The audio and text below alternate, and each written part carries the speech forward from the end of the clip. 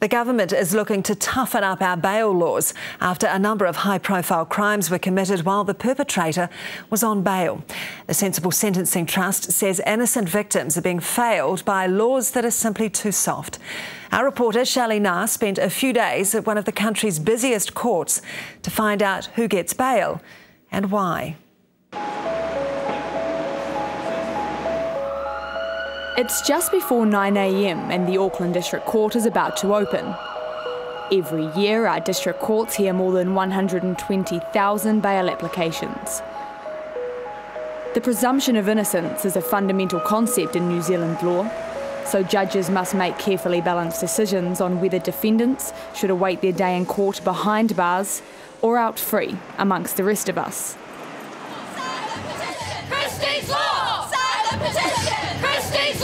Christy Marceau was killed by someone who'd been given the benefit of the doubt.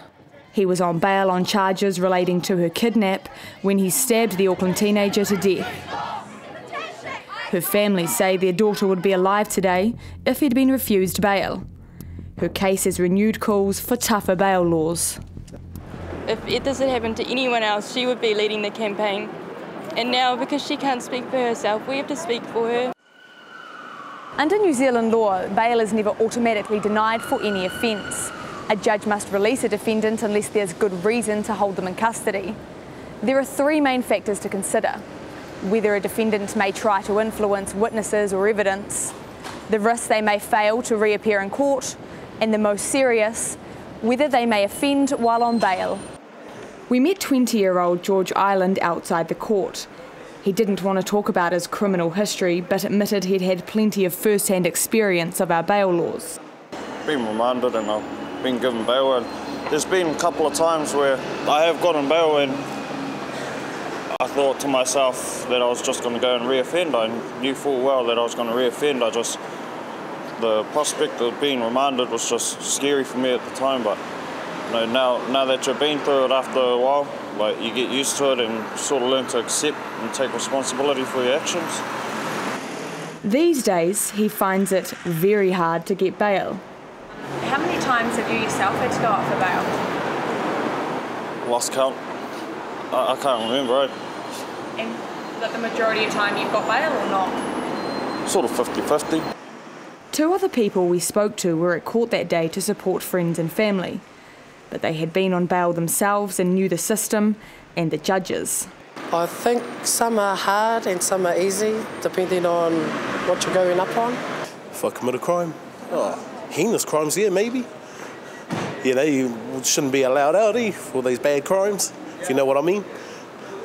But as for little crimes, I reckon should be sweet, bail. John Kovacevic is a defence lawyer at Auckland District Court. Bail applications are a big part of his work, and he says the system works well. Our system, generally speaking, tends to grant bail because they haven't been convicted, they haven't pleaded guilty, and more importantly, they, even if convicted or pleaded guilty, it might be for an offence that ordinarily wouldn't carry with it a term of imprisonment given their personal circumstances and the circumstances of the case, right? So the system works.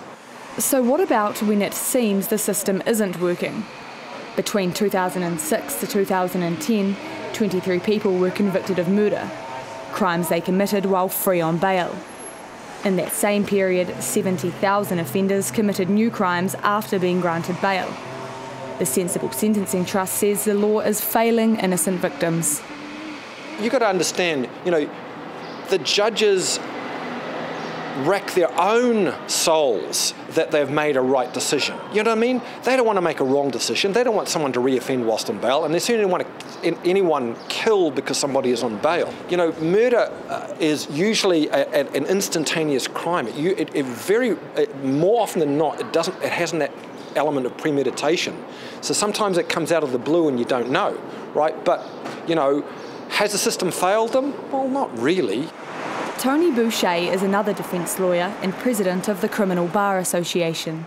The District Court around New Zealand does probably in excess of 120,000 bail applications a year.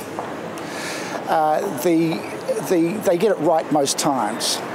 Occasionally it doesn't happen the way it should. That's unfortunate. We practice law. It's not a certain science, and so we've got to address that. But the bail laws at the moment, they are working. There are adequate protections for the community at large.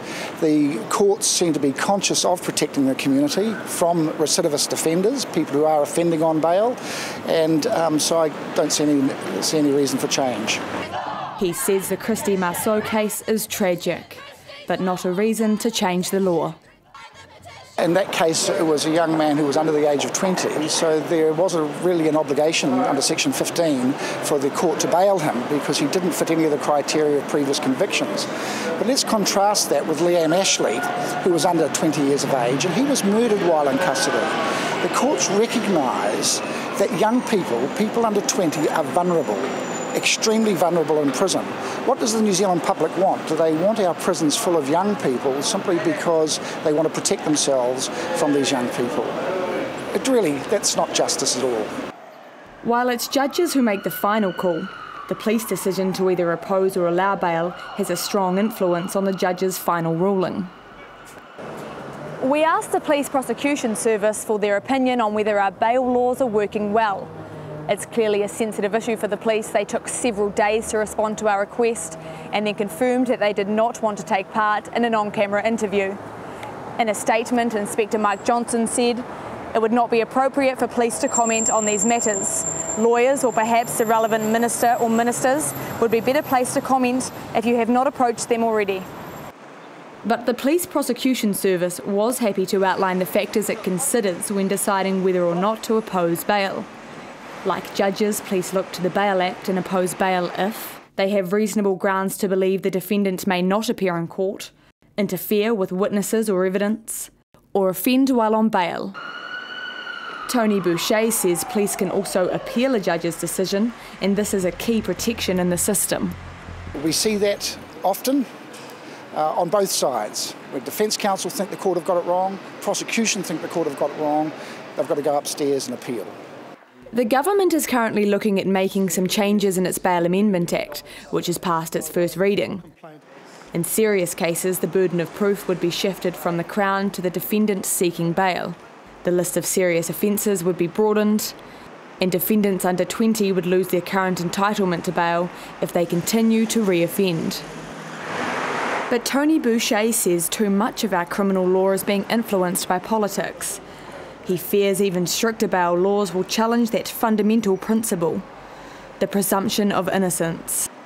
I know that there is a call for change in the bail law, but the public seem to focus on specific cases as reasons for changing the bail laws. That's not a good reason at all. Hard cases make bad law, and what we need to do is really focus on the Bail Act as it is. Is it working or is it not working? The answer is it is working.